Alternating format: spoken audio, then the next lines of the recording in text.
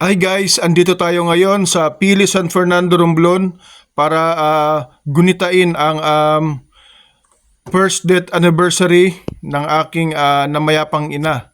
So yan guys, at biglang dumaan nga dito yung trending na bakery.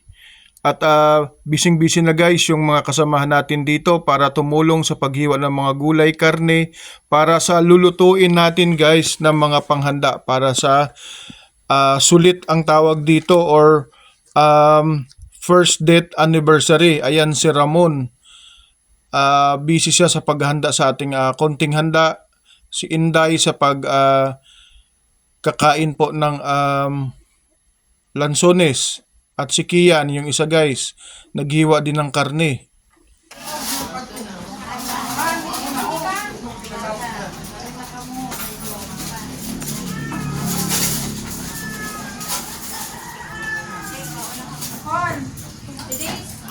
Ang soft drinks, Joy, ara na. Yan. Sige, pasok. Si Antisita. Antisita. Anti.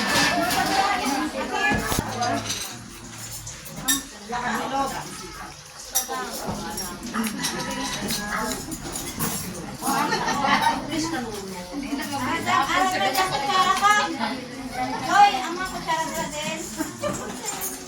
Ilang gaon?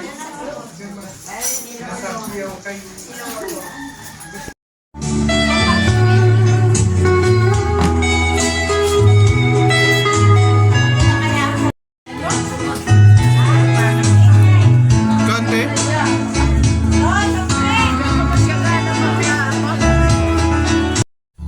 So ayan guys, at nagluto po kami ng konting mga food para po sa sulit na tawag o sa gunita ng itong death anniversary ng aking namayapang ina.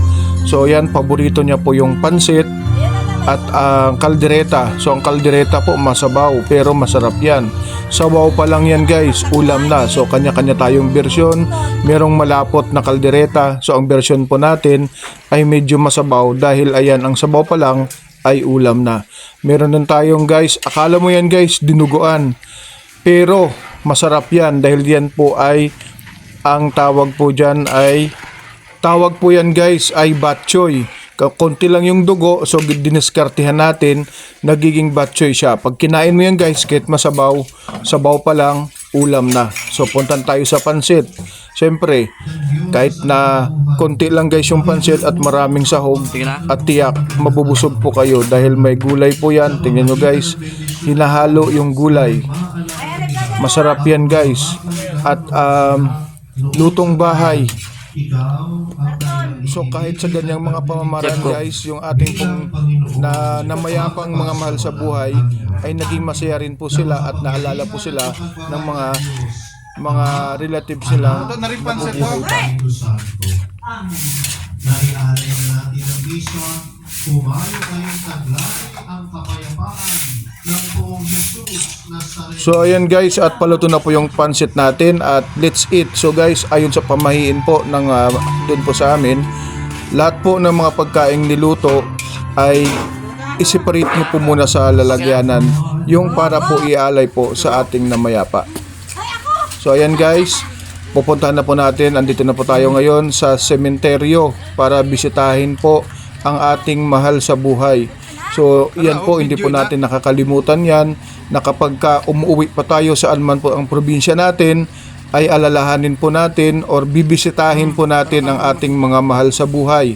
Dahil kahit na sila po ay namayapa na, ang kanilang kaluluwa ay andyan lang po nakabantay sa atin, masaya sila at sila ay naalala. So wala naman pong masama sa pagsunod po sa ating mga pamahiin. At kung susundin man po natin ito, ay hindi rin po ito nagiging sagabal sa ating mga ginagawa. Dahil masaya pa po nga po yan ang mga mahal natin sa buhay at nabibisita po natin sila. Bilang Katoliko, yan po yung nakaugalian namin, ang pagbisita sa puntod ng ating mga mahal sa buhay.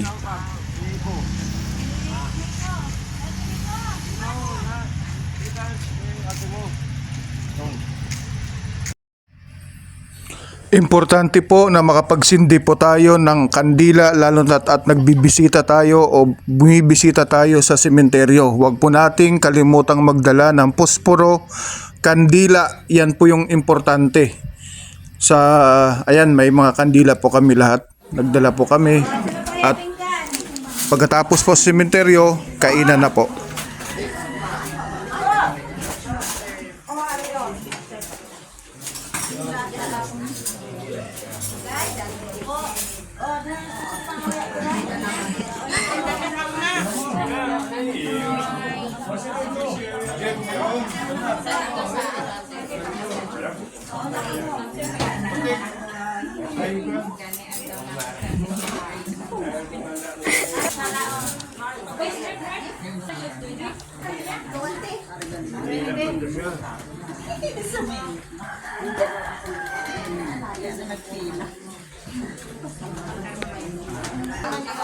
Maraming sabaw.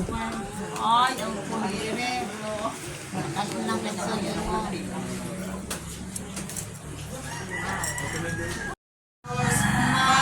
Maloy ka sa amon, patawaron mo kami, ang sala inadungtan namon, dili na magliwat kami, namatay si Jesucristo dito sa Kalbaryo. Agud kita pamawi.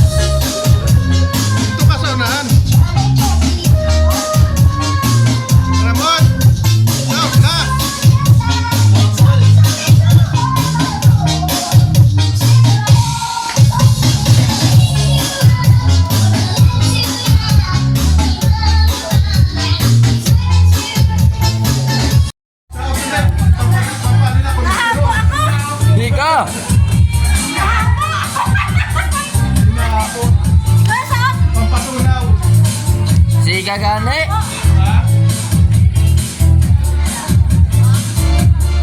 Sao tatay inday?